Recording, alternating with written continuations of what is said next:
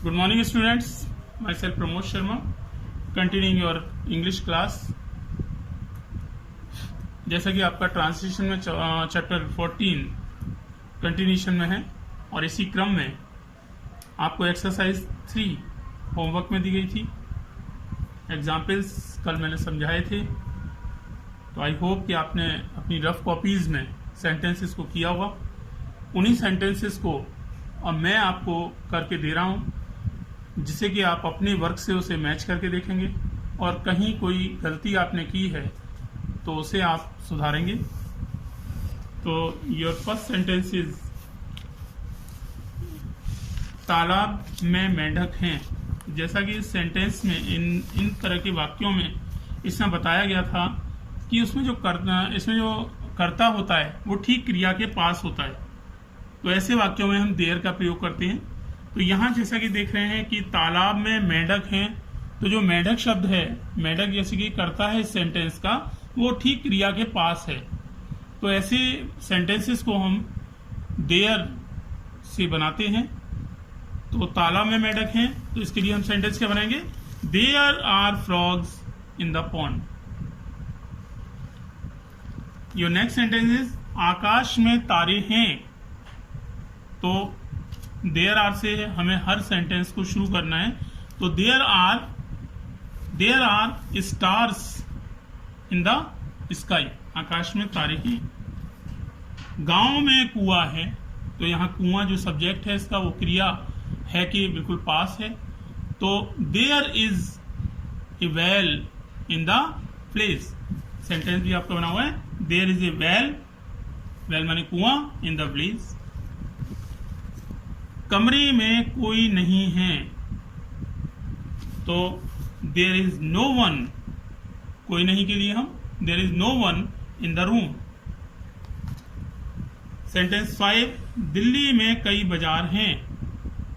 तो इसमें क्या बनाएंगे इसको?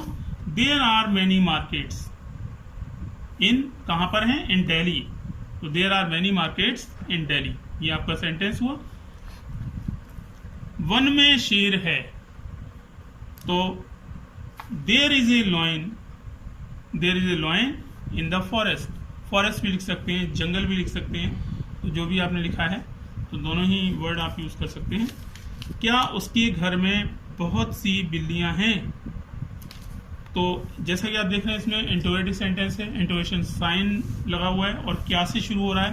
तो इसको बनाने के लिए हम आर से हम स्टार्ट करेंगे। Are there many cats in his house.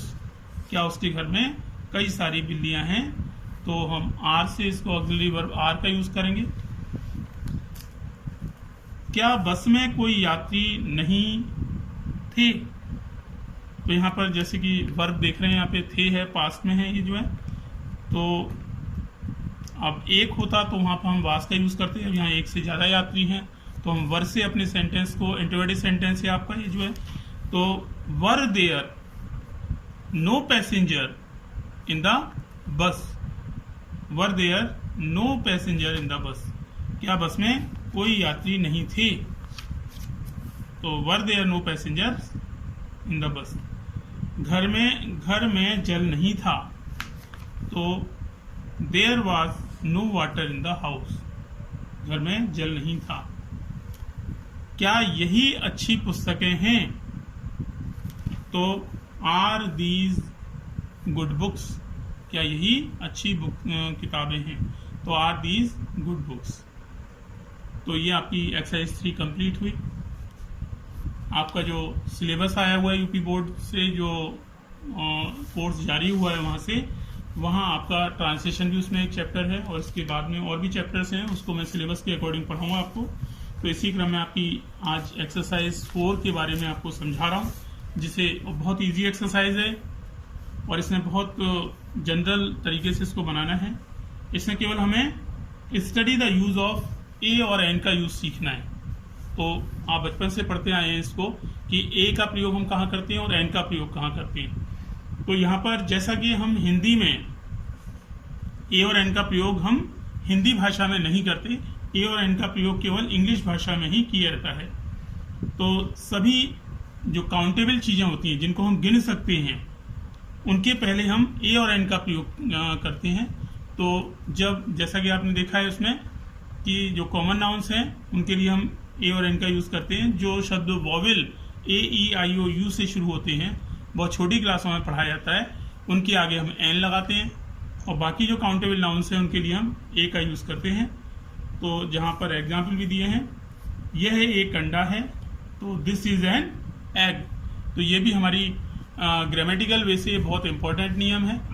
बच्चे अक्सर इसमें गलती करते हैं, यहाँ पे ए एग लगाएंगे तो ग्रामेटिकली ये रॉन्ग होगा आपका सेंटेंस। तो यहाँ पर एन ही आना चाहिए। यह हाथी है तो दिस इज एन एलिफेंट। नियम वही है आपके, इज एम आर का ही यूज करना है आपको। केवल यहाँ पर नाउन के लिए हमें एन लगाएं या ए लगाएं, इसी से आपको ये एक्सरसाइज पूरी करनी है। आपकी एक्सरसाइज 4 जो है, ये कुर्सियां हैं तो दीज आर चेयर्स।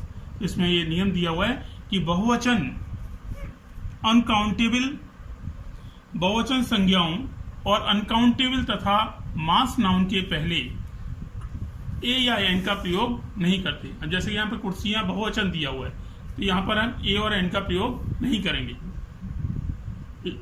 ए और एन का प्रयोग केवल आप काउंटेबल थिंग्स सिंगुलर नाउन में ही करेंगे। तो इस बात का ध्यान रखेंगे आप सभी लोग जो है। तो आप तो होमवर्क में ये एक्सरसाइज दी हुई है आपकी, ट्रांजिशन 4 वाली एक्सरसाइज आपको करनी है। तो आज के लिए इतना ही। That's all today. Have a nice